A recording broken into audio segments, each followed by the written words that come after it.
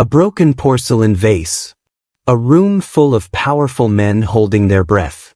A maid in a messy ponytail standing over the most dangerous man in Seoul. Her finger was pointed directly at his chest. Everyone in the dragon's estate knew who Juno Kwon was. They knew the scar on his cheek meant certain death. Everyone except the girl in the black and white uniform named Iris.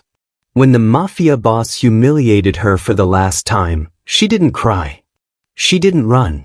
She leaned over the marble table, her eyes filled with fire, and whispered words that should have been her last. "Humiliate me again, and I'll destroy you." The guards reached for their guns. The room waited for the blood to spill. But what Juno did next changed the entire empire forever. The sound of heavy rain against the windows of the estate usually felt peaceful. To Iris Calloway, it sounded like a trap. It was 9 p.m. on a Tuesday, and her hands were raw from scrubbing floors for 12 hours. "Table 2 needs more wine. Iris, move your feet." Mitchell Crane, the estate manager, barked. Mitchell was a man who loved power but had none of his own. He knew Iris was living on the edge. He knew she was one paycheck away from being on the street. "I'm going, Mitchell," Iris muttered, grabbing the silver tray. "Fix your hair, Calloway," Mitchell hissed, grabbing her shoulder roughly. "The boss is in a foul mood tonight. You make one mistake and I'll throw you out myself. You'll be begging for scraps in the gutter by midnight." Iris didn't answer. She straightened her apron, took a deep breath, and walked into the dining room, straight toward the man who was about to change her life. The dining room went so silent you could hear the rain tapping against the glass. The guards, men who had seen every kind of violence, stood like statues. Their hands hovered over their holstered pistols, eyes darting from the girl in the apron to the man with the scar. Nobody ever pointed a finger at Juno Kwon. Nobody ever spoke to him without trembling. Juno didn't move. For a long second, he just stared at Iris's finger, which was inches from his black silk tie. His narrowed eyes moved slowly up to hers. He looked like a storm cloud ready to burst. The scar on his cheek seemed to darken as his face turned red with fury. "What did you just say?" Juno's voice was a low, dangerous growl. It wasn't a question, it was a warning. Iris felt her heart hammering against her ribs like a trapped bird. Her hand was shaking, but she didn't pull it back. She thought about the months of his insults, the way he had just laughed while her hard work was swept onto the floor, and the way he looked at her like she was less than the dirt on his shoes. Something inside her had finally snapped. "I said, don't humiliate me again," Iris repeated. Her voice was louder now, echoing off the high marble ceiling. "You think you're a king because you have money and guns.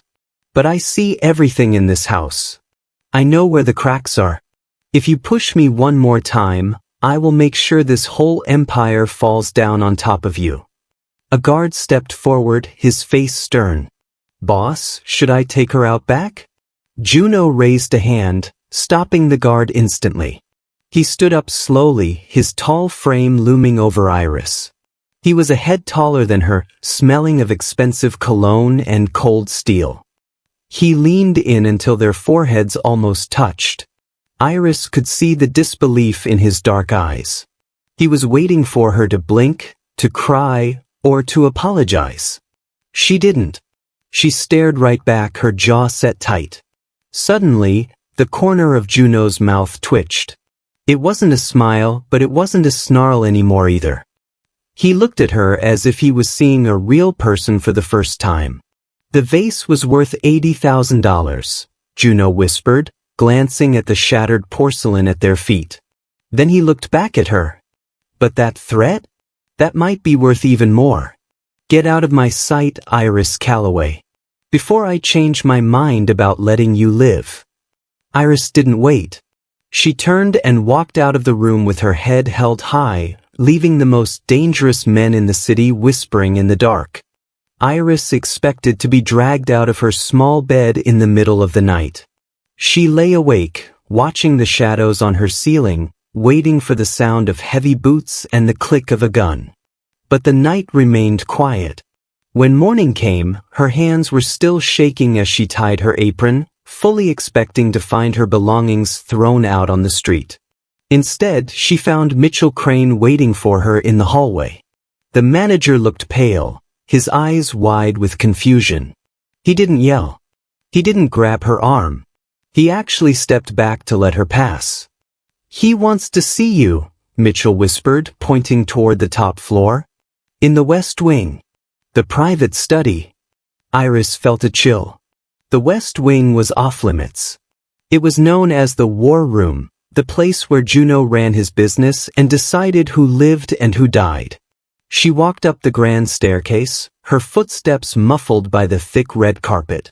2 guards stood outside the heavy oak doors. They didn't stop her.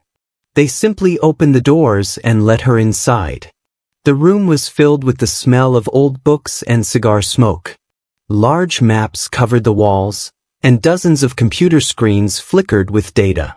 Juno was sitting behind a massive desk, his suit jacket off and his sleeves rolled up. He didn't look up as she entered. "I thought you would be halfway to another city by now," Juno said, finally raising his head. His dark eyes searched her face, looking for fear. "I have nowhere else to go," Iris said firmly. "And I meant what I said last night." Juno leaned back in his chair, tapping a gold pen against his chin. "Most people who threaten me end up at the bottom of the river. But you have a spine. My guards are loyal, but they are stupid. My advisors are smart, but they are cowards. I need someone who isn't afraid to look me in the eye." He stood up and walked toward a small table in the corner, piled high with files and scattered papers. "You aren't a maid anymore, Iris. Starting today, you stay in this room. You will organize these files. You will listen to my meetings. And you will tell me exactly what you see." Iris looked at the papers, then back at the man with the scar. "You're trusting me?" "I'm testing you," Juno corrected, a small, dangerous spark in his eyes. "Don't make me regret it." The heavy silence of the war room didn't bother Iris.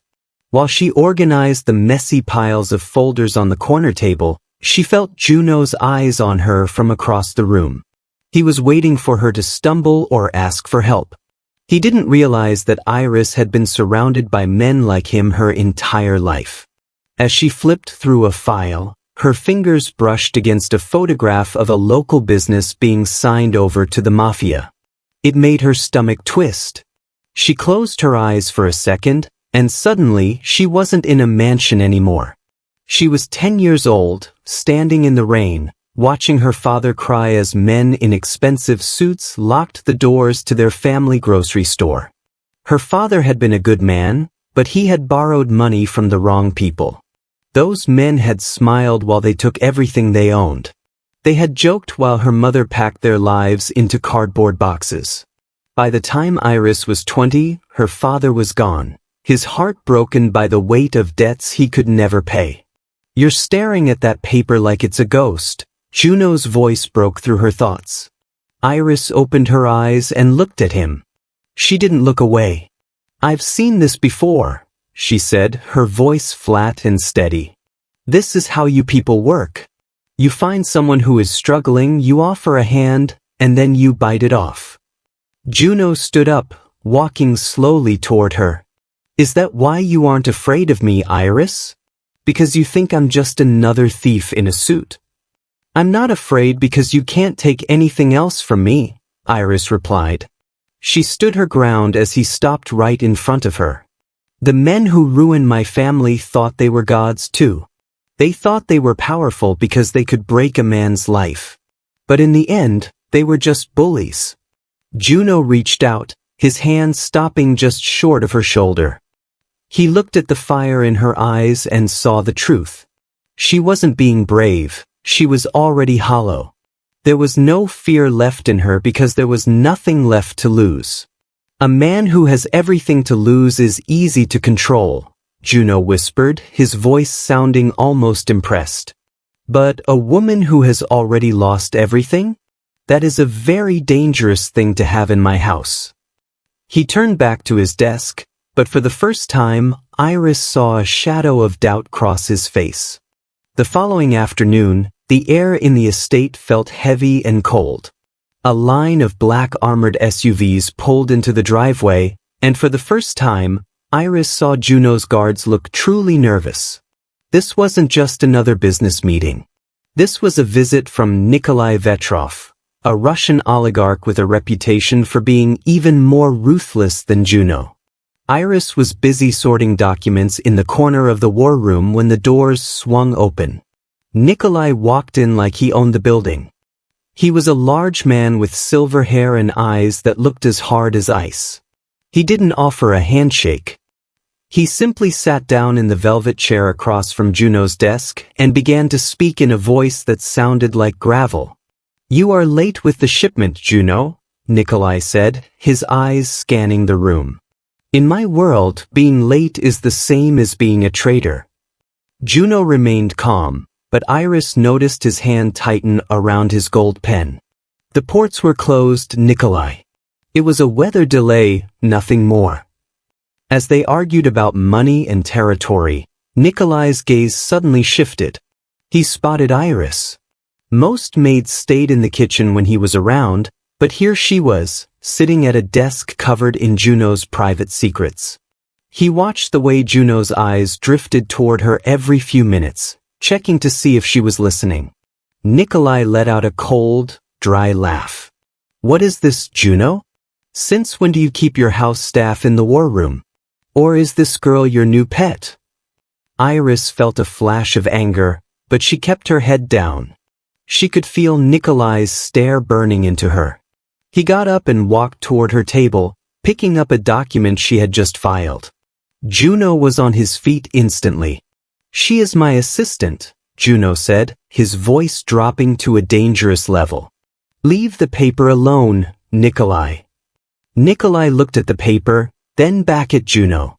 A slow, wicked smile spread across his face. He saw the way Juno was protecting her. He saw the tension in Juno's shoulders. "An assistant?" Nikolai mocked. "You've changed, my friend. You've become soft. You're letting a little bird watch your gold. That is a dangerous mistake." Nikolai leaned down toward Iris, his breath smelling of expensive vodka. "Tell me, little bird, do you know what happens to things that Juno loves? They usually end up broken." Iris looked up, meeting his icy stare. "I'm not something he loves," she said clearly. "I'm the one who knows where he keeps his secrets." Nikolai's smile vanished. He looked at Juno, then back at Iris.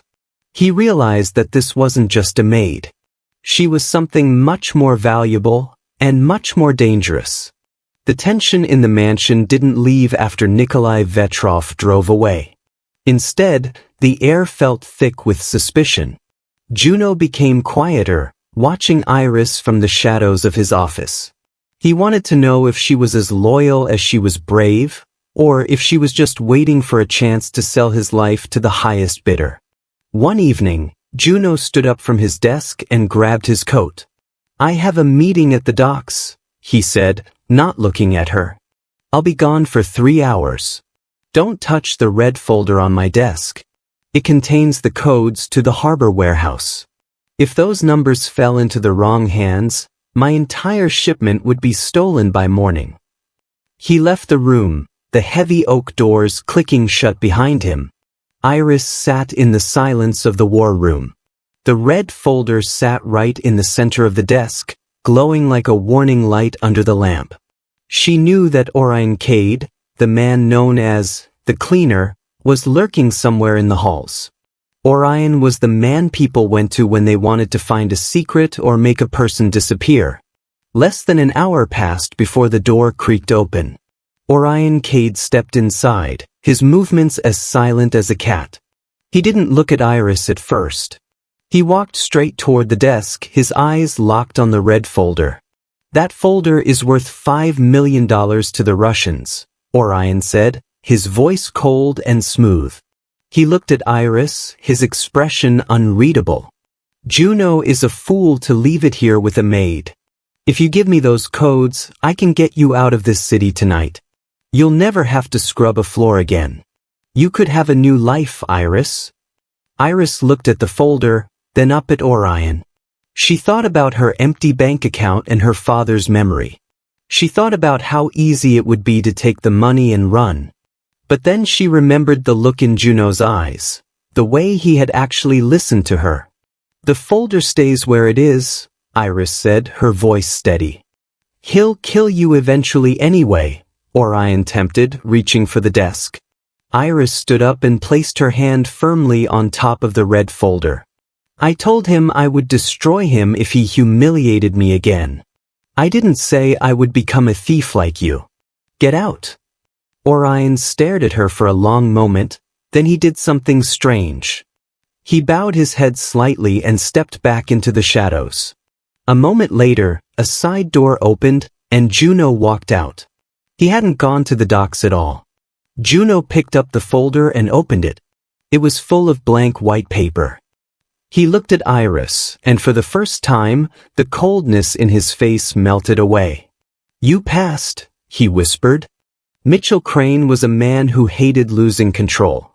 For years, he had been the king of the servants, and he couldn't stand seeing Iris walk into the West Wing like she belonged there. To him, she was still just a girl with a messy ponytail who should be scrubbing grout with a toothbrush. He didn't believe the rumors that she was Juno's new assistant. He thought she was just playing a game.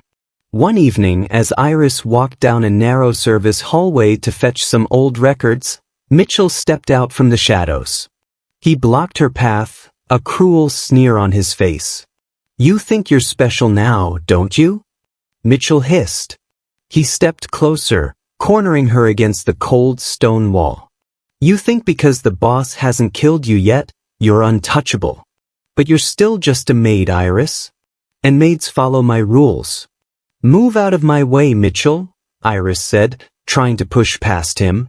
But Mitchell was tired of being ignored. He reached out and grabbed her shoulder, his fingers digging into her skin. When she tried to pull away, he gripped her jaw tightly, forcing her to look at him. Maybe I should remind you who you really work for, he threatened, his face inches from hers. Let her go. The voice was so quiet it was terrifying. Mitchell froze. He turned his head slowly to see Juno standing at the end of the hall. The Mafia boss wasn't wearing his suit jacket, and his white shirt was unbuttoned at the collar. He didn't look angry, he looked like a predator that had just found a reason to hunt. Mitchell let go of Iris instantly, his hands shaking. Mr. Kwon. I was just correcting her. She was being disrespectful. Juno didn't let him finish. In a blur of motion, he was across the hallway. He grabbed Mitchell by the throat and slammed him against the wall so hard the light fixtures rattled. Juno's face was a mask of cold fury. I told the entire house that she speaks with my voice. Juno growled, his hand tightening until Mitchell's face turned purple. That means when you touch her, you are touching me. Juno pulled a small, silver knife from his pocket. The blade glinted in the dim light. He pressed the cold metal against Mitchell's cheek, right where his own scar was. Mitchell let out a pathetic whimper. If I ever see you near her again, Juno whispered, I won't just fire you. I will erase you. Juno threw the man to the floor like a piece of trash. He turned to Iris, his eyes softening just a fraction. Are you hurt? Iris took a breath, looking at the man who had just risked his reputation for a maid. I'm fine, she said. Good, Juno said, adjusting his sleeves. Go back to the study. We have work to do. The next morning, the black and white maid uniform was gone. In its place was a box made of dark velvet. Inside lay a dress the color of midnight silk and a pair of heels that looked like they were made of glass. Juno stood by the window of the war room, watching Iris as she stared at the gift. You aren't going as a servant tonight, Juno said without turning around. You're going as my guest. Iris looked at the dress, then at her own rough hands. I don't belong at a table with people like you, Juno. I don't know which fork to use or how to talk to billionaires. Juno turned, his eyes sharp and serious. I don't need you to know about forks, Iris. I need your eyes. You grew up watching people from the corners of rooms. You know when a man is lying because his hands shake. You know when someone is greedy because of how they look at a gold watch. My enemies think you're just a pretty girl on my arm. They won't hide their secrets from you. 2 hours later, Iris didn't recognize herself in the mirror. Her dark hair was styled in sleek waves, and the dress fit her perfectly. She looked powerful, but her heart was still racing. The meeting took place in a private room at a club so exclusive it didn't even have a name on the door. When Juno walked in with Iris on his arm, the room went quiet. Men in expensive suits stared, whispering to each other. They were used to seeing Juno alone or with bodyguards, not with a woman who held her head so high. Who is she? A man with a thin mustache asked, leaning forward. My secret weapon, Juno replied, pulling out a chair for Iris. As the men talked about shipping routes and bank accounts, Iris didn't say a word. She did exactly what Juno asked. She watched. She saw the thin man tap his foot whenever the Russian border was mentioned. She saw another man glance nervously at the door every time a waiter entered. She saw the sweat on the brow of Juno's lead accountant. Under the table, Juno's hand found hers. He wasn't holding it to be romantic. He was waiting for a signal. Iris squeezed his hand twice, a silent code they had agreed on. It meant, the man across from us is lying. Juno's smile was cold as he looked at his business partners. He knew exactly who to watch now. The maid was no longer just cleaning the room, she was controlling it. The meeting moved from the private club back to the estate's grand lounge for drinks. The air was filled with the smell of expensive cigars and the clinking of ice.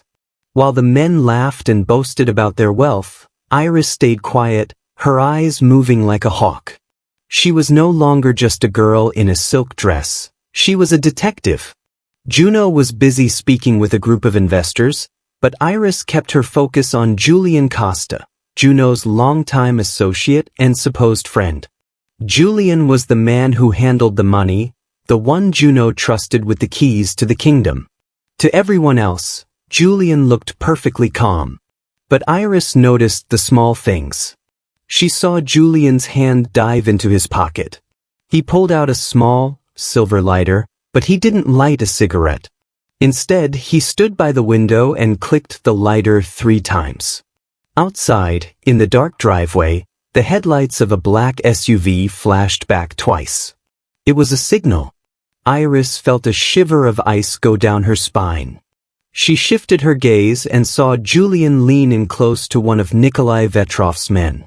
Their whispers were drowned out by the music, but Julian passed a small, white thumb drive into the man's hand. It happened so fast that even the guards missed it. Iris didn't hesitate. She walked toward the bar, passing Juno. As she went by, she leaned in close, pretending to whisper something sweet. Julian just sold you out, she breathed into his ear. The Russian has the drive. The house is compromised. Juno didn't flinch. He didn't even look at Julian. He simply took a sip of his drink, but Iris saw the muscles in his jaw tighten until they looked like stone. He realized in that moment that his empire wasn't being attacked from the outside, it was rotting from the center.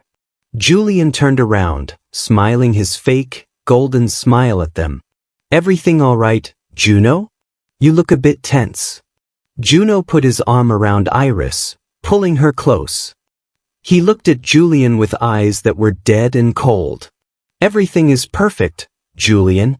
Iris was just telling me that some things in this house are overdue for a deep cleaning. Iris looked at Julian and saw his smile falter. For the first time, the traitor looked afraid of the maid. She knew the war was coming, and she was the only one who knew where the first shot would be fired. Late that night, the mansion felt like a tomb. Juno was locked in a heated meeting with his lieutenants, leaving Iris to walk the quiet corridors alone. As she passed the darkened library, a hand suddenly reached out from the shadows and pulled her inside. Before she could scream, she saw the icy blue eyes of Nikolai Vetrov. He wasn't smiling anymore. He looked like a man who was tired of playing games. He stood between her and the door, his presence filling the room with the scent of cold winter air and tobacco. "You are a smart girl, Iris," Nikolai said, his voice a low, rough whisper. "Too smart to die for a man like Juno. You saw what happened tonight. The foundation of his empire is cracking. Julian is already mine, and soon, this house will belong to me." Iris backed away until she hit the edge of a mahogany bookshelf. "If you're so powerful, why are you hiding in the dark?" Nikolai laughed, but the sound didn't reach his eyes. He pulled a small glass vial from his pocket. Inside was a clear, odorless liquid. He held it up to the moonlight. "Juno trusts you now. He lets you bring him his tea. He lets you sit by his side. All I need is for you to put 2 drops of this into his glass tonight." He stepped closer, pressing the vial into her palm. His hand was cold, like a corpse. "If you do this, I will give you $5 million and a private jet to anywhere in the world. You can be free. You can forget about being a maid or a target. But if you refuse..." Nikolai leaned in, his voice turning deadly. "When I burn this house down tomorrow, I will make sure you are the last one to leave the flames." Iris looked down at the vial. Her hand was trembling, but her mind was racing. She thought about the money. She thought about the life she could have, a life without fear, without blood, and without the heavy weight of Juno's world. It was the escape she had dreamed of since she was a little girl. "You have 1 hour," Nikolai warned, stepping back into the shadows. "Either he dies or you do." Iris walked out of the library, the glass vial burning like a hot coal in her pocket. She went straight to the kitchen and prepared Juno's nightly drink. Her heart hammered against her chest as she held the vial over the glass. She looked at her reflection in the window. She had to decide, was she the girl who would run away, or was she the woman who would finally destroy the monsters? The storm outside was nothing compared to the storm breaking inside the mansion. Iris walked into the war room with a tray, her fingers tight around the edges. Juno was standing at the window, his back to her, watching the front gates. The vial Nikolai had given her was gone, not into the drink, but shattered in the trash. "They're here," Juno said. He didn't even have to look at her to know she had chosen him. Suddenly the power cut out. The grand chandeliers flickered and died, plunging the estate into a terrifying, thick darkness. A second later, the sound of an explosion rocked the floor. The front gates had been blown open. Shouts and the rapid-fire pop-pop-pop of guns echoed from the gardens. The siege had begun. "Stay behind me," Juno commanded, pulling a handgun from his waistband. But Iris wasn't just a maid who needed protection anymore. "They're coming through the servant tunnels," she said, her voice steady despite the chaos. "Julian has the keys. If they get through the kitchen, we're trapped." Red emergency lights began to pulse, casting long, bloody shadows against the walls. Juno grabbed his radio, barking orders to his loyal guards, but the static told him the truth. The lines were being jammed. Julian's betrayal had cut them off from the rest of the world. Footsteps thundered in the hallway. The heavy oak doors of the war room groaned as someone tried to kick them in. Juno shoved a heavy desk against the door, his muscles straining. "Iris, there is a safe behind the map. Get the backup drive and the secondary weapon." As she moved, a bullet shattered the window, sending glass flying like diamonds through the air. Iris dived to the floor, her heart racing, but she didn't scream. She crawled toward the wall, her eyes focused. Outside, She could see the flash of muzzle flares in the dark. Nikolai's men were swarming the house like ants. This was the longest night of her life. The empire Juno had spent years building was falling apart in minutes. Every crash of a door and every scream from the hallway reminded her that if they didn't win this hour, they wouldn't see the sunrise. Juno looked at her through the red light, his face covered in dust but his eyes burning with a fierce pride. "Ready?" he asked. Iris gripped the backup drive. "I told you I'd destroy your enemies," she whispered. "Let's start now." The doors to the war room finally groaned and buckled as Nikolai's men broke through. Leading them was Julian Costa, a smug grin on his face. Behind him stood half a dozen guards who had once sworn loyalty to Juno. They held their rifles level, their eyes cold and ready to finish the job. Juno stepped forward, his gun raised, but Iris placed a hand on his arm. She stepped into the center of the room, standing under the flickering red emergency lights. She wasn't holding a weapon. She was holding a stack of small, handwritten notebooks, the logs she had kept while cleaning the rooms of every man in the estate. "Stop!" Iris shouted. Her voice was so sharp and commanding that the guards actually hesitated. "Move aside, girl," Julian sneered, his hand on his holster. "Your boss is finished. These men follow me now because I pay them in Russian gold." Iris looked past Julian, locking eyes with the lead guard, a man named Merrick. "Is that right, Merrick? Does Julian's gold pay for your daughter's heart surgery? Because I overheard him on the phone last night.